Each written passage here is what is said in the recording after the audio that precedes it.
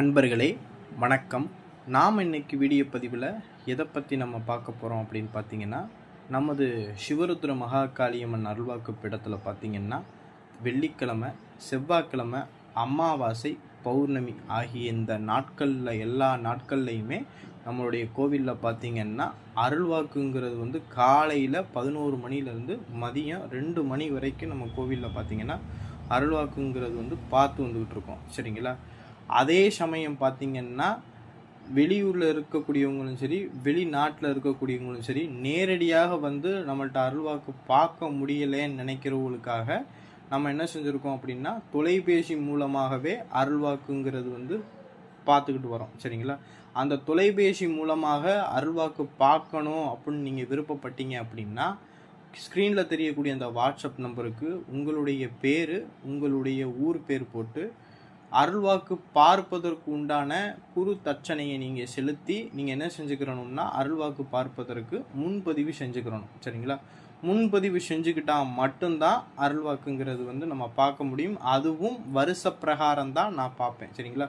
முன்பதிவு யார் முதல்ல முன்பதிவு செஞ்சுக்கிறீங்களோ அவங்களில் இருந்து வருஷப்படி தான் நம்ம அருள்வாக்குங்கிறது பார்த்து சொல்ல முடியும்.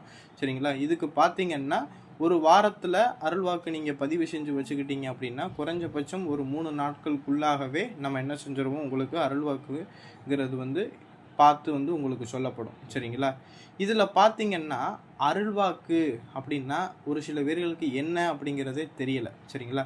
அந்த அருள்வாக்கு அப்படின்னா என்ன அப்படின்னா நல்லா தெரிஞ்சுக்குங்க.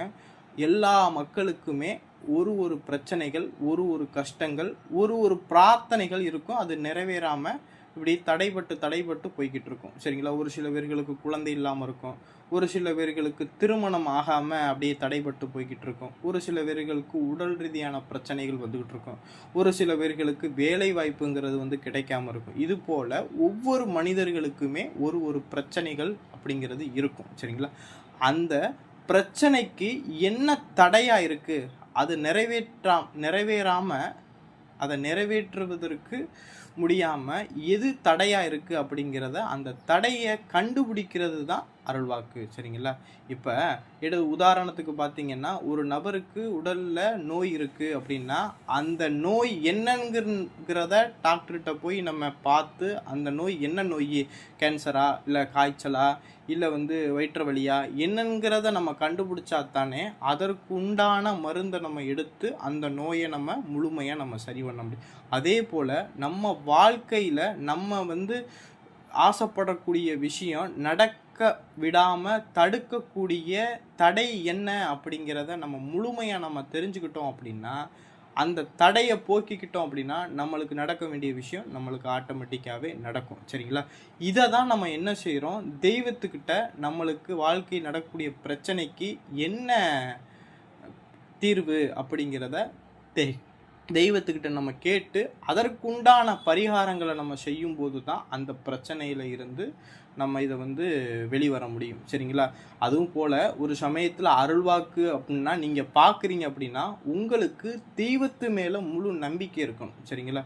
ஏதோ பார்க்குறோம், ஏதோ நம்ம தெய்வத்துக்கிட்ட ஏதோ ஃபோனில் போட்டிருக்காங்க, நம்ம தெய்வத்துக்கிட்ட நம்ம சும்மா போய் கேட்போம் என்ன சொல்கிறாங்கிறத பார்ப்போம் அப்படிங்கிற மனநிலையில் நீங்கள் இருந்தீங்க அப்படின்னா எந்த கோயிலில் போய் நீங்கள் அருள்வாக்கு பார்த்தாலும் உங்களுக்கு அது என்ன செய்யாது, நடக்காது. நீங்கள் அந்த தெய்வத்து மேலே முழு நம்பிக்கையும் அந்த குருவை மேலே நீங்கள் முழு நம்பிக்கையும் நீங்கள் வச்சு நீங்கள் அருள்வாக்கு பார்க்கும்போது அந்த தெய்வத்தினுடைய அருள்னால் உங்களுக்கு உங்கள் வாழ்க்கையில் நடக்கக்கூடிய பிரச்சனைக்கு என்ன செய்ய ஆரம்பிக்கும்னா வழிகாட்டியாக இருந்து அந்த தெய்வம் என்ன செய்யும், வழித்துணையாக இருந்து நம்மளுக்கு வழிகாட்ட ஆரம்பிக்கும். சரிங்களா? இதுதான்.